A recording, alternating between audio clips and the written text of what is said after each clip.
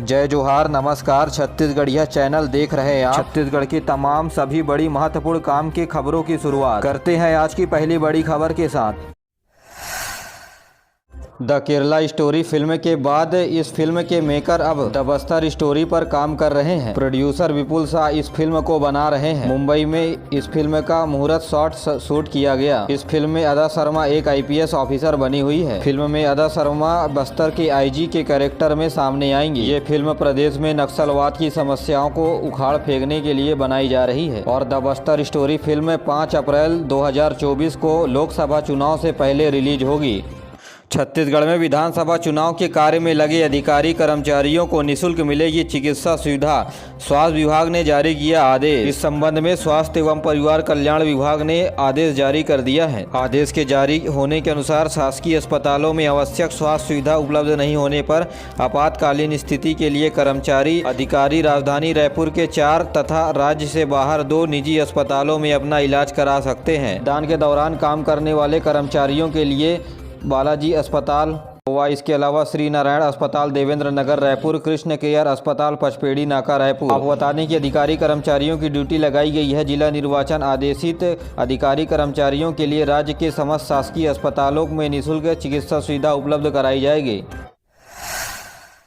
छत्तीसगढ़ में स्कूल कॉलेजों को मिलेगी 64 दिनों की छुट्टी। जी हां, लोक शिक्षण संचालनालय छत्तीसगढ़ ने दशहरा, दीपावली, शीतकालीन अवकाश एवं ग्रीष्मकालीन अवकाश के लिए 64 दिनों की छुट्टी का प्रस्ताव स्कूल शिक्षा विभाग को भेजा है। यह छुट्टी 16 जून 2023 से लेकर 30 अप्रैल 2024 तक दिया जा सकता है। आपको बता दें कि दशहरा का अवकाश 23 अक्टूबर से 28 अक्टूबर के बीच कुल 6 दिनों का रहेगा। तो वहीं दीपावली का अवकाश 11 नवंबर से 16 नवंबर के बीच रहेगा। इसके अलावा शीतकालीन अवकाश 25 दिसंबर से 30 दिसंबर के बीच होगा। इसके अलावा अगले साल ग्रीष्मकालीन अवकाश 1 मई से शुरू होकर 15 जून तक चलेगा। कुल 46 दिन का ग्रीष्मकालीन अवकाश रहेगा। अगर हम इन सभी तारीखों को जोड़ें तो प्रदेश में 64 दिन तक छुट्टी रहेगी। छत्तीसगढ़ में दूसरे चरण के चुनाव के लिए नामांकन हेतु अधिसूचना जारी कर दी गई है, जिसके साथ ही 70 विधानसभा सीटों पर नामांकन की प्रक्रिया शुरू हो गई। दूसरे चरण के तहत नामांकन पत्र जमा करने की अंतिम तारीख 30 अक्टूबर है। वहीं 31 अक्टूबर को नामांकन पत्रों की जांच की जाएगी। तो वहीं अभ्यर्थी 2 नवम्बर तक नाम वापस ले सकेंगे। दूसरे चरण में रायपुर, बिलासपुर, दुर्ग और सरगुजा संभाग के 70 सीटों पर नामांकन भरा जाएगा। वहीं 17 नवम्बर को वोट डाले जाएंगे। तो वहीं 3 दिसंबर को इसका परिणाम सामने आएगा।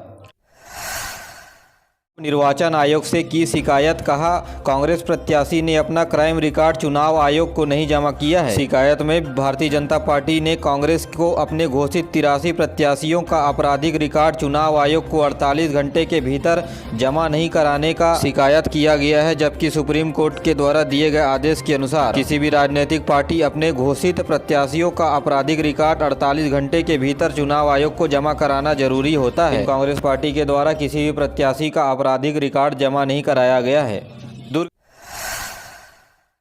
छत्तीसगढ़ समेत पूरे देश में SCCL कर्मचारियों को दिया गया तोहफा 85,000 का बोनस। कुल 278 करोड़ रुपए कर्मचारियों के खाते में 85,000 रुपए प्रत्येक कर्मचारियों को बोनस के रूप में दिया गया है। पिछले वर्ष SCCL के द्वारा कर्मचारियों को 76,500 रुपए का बोनस भुगतान किया गया था। इसके बाद इस साल 11% की बोनस में वृद्धि हुई है। बता दें कि इससे पहले 2010 में कर्मचारियों को 17,000 रुपए बोनस मिला था। 85,000 रुपए का बोनस 2,17,229 कर्मचारियों को दिया जाएगा। इस प्रकार इन कर्मचारियों के मध्य लगभग 1,800 करोड़ रुपए से अधिक की राशि का वितरण किया गया। प्रवर्तन निदेशालय ED ने महादेव सट्टा ऐप में 14 आरोपियों के खिलाफ रायपुर के विशेष अदालत में आपराधिक परिवार दायर किया है। करीब 10,000 पन्नों के चार्जशीट में महादेव सट्टा ऐप के घोटाले को 6,000 करोड़ रुपए का बताया है। विधानसभा चुनाव के मद्देनजर अखिल भारतीय कांग्रेस कमेटी ने पार्टी के वरिष्ठ नेता प्रमोद तिवारी को छत्तीसगढ़ के लिए कांग्रेस का मीडिया पर्यवेक्षक बनाया है। मनिंद्रगढ़, भरतपुर, चिरमिरी के जिला निर्वाचन अधिकारी ने फेसबुक में पोस्ट करने के मामले पर 2 कर्मचारियों को कारण बताओ नोटिस जारी किया है। तो वही निर्वाचन के दौरान 20 से अधिक अधिकारी और कर्मचारियों को शिकायत पर मूल पद से हटाते हुए जिला मुख्यालयों में अटैच कर दिया है। रायपुर जिले के पारा गांव में पास बने यात्री प्रतीक्षालय में और पुलिस सहायता केंद्र में एक ट्रक अनियंत्रित होकर घुस गया। इस घटना पर एक व्यक्ति की मौत हो गई जबकि पुलिस आरक्षक घायल हो गया है। शक्ति जिले के डबरा थाना क्षेत्र के बरभाटा के पास ट्रैक्टर की टक्कर से मोटरसाइकिल पर सवार एक युवक की मौत हो गई। तो वहीं कोंडागांव जिले के नारंगी नदी के पास बस के अनियंत्रित होकर पलटने से 12 यात्री घायल हो गए, जिन्हें नजदीक के अस्पताल में इलाज कराया जा रहा है। आपको बता दें कि ड्राइवर के द्वारा सुबह नींद की झपकी लेने के कारण यह दुर्घटना हो गया। कांकेर जिले के कोयलीबेड़ा क्षेत्र में पुलिस नक्सली मुठभेड़ के दौरान 2 माओवादी मारे गए हैं। इस मुठभेड़ में बस्तर फाइटर्स, डीआरजी और पुलिस थाना के सिपाहियों के अलावा बीएसएफ की टीम संयुक्त रूप से सर्चिंग अभियान के लिए निकली थी। इसी दौरान ईरम गांव के बोमी के सरहदी जंगलों में माओवादियों ने सुरक्षा बलों पर फायरिंग शुरू कर दी। इस दौरान सुरक्षा बलों ने मुंह तोड़ जवाब दिया। इस मुठभेड़ में 2 माओवादी मारे गए। तो वहीं सर्चिंग के दौरान घटना स्थल पर दोनों माओवादियों के शवों के साथ ही एक इरसास राइफल, बंदूक और विस्फोटक सामग्री तथा अन्य दैनिक उपयोगी की वस्तु केंद्रीय जवानों के द्वारा जब्त की गई है। दुर्ग जिले के सीटों में बगावत देखने को मिला। पूर्व विधायक समेत कई कार्यकर्ताओं ने खरीदा नामांकन पत्र। भाजपा कांग्रेस का बिगाड़ सकते हैं ये खेल। जी हां, नामांकन की प्रक्रिया शुरू होते ही पहले दिन दुर्ग जिले के 30 से अधिक प्रत्याशियों ने नामांकन पत्र लिया है। दुर्ग जिले के कई विधानसभा क्षेत्रों में राष्ट्रीय राजनीतिक दल भाजपा और कांग्रेस से बगावती तेवर देखने को मिले हैं। कई बड़े नेता वर्तमान विधायक के खिलाफ नामांकन पत्र भरने की ठानी है। भिलाई में भारतीय जनता पार्टी के द्वारा रिंकेश सेन का विरोध देखने को मिला है। प्रकाश यादव महुआ भाजपा प्रकोष्ठ के जिला अध्यक्ष छोटे लाल चौधरी ने भाजपा प्रत्याशी रिंकेश सेन का विरोध किया है।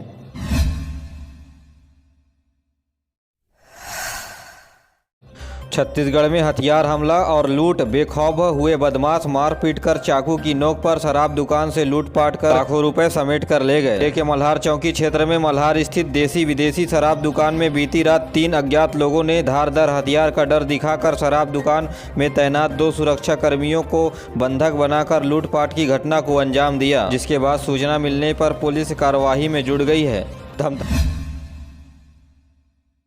धमतरी में 2 दिन में 12 लाख रुपए हुआ जब्त। बोरई बैरियर का पुलिस ने एक सरप्राइज चेकिंग की, जहां उड़ीसा के व्यापारियों से 10 लाख रुपए बरामद किया गया। यहां उड़ीसा के व्यापारी से 10 लाख रुपए बरामद किया गया है। उड़ीसा व्यापारी सुशांत मंडल दस्तावेज नहीं दिखा पाए।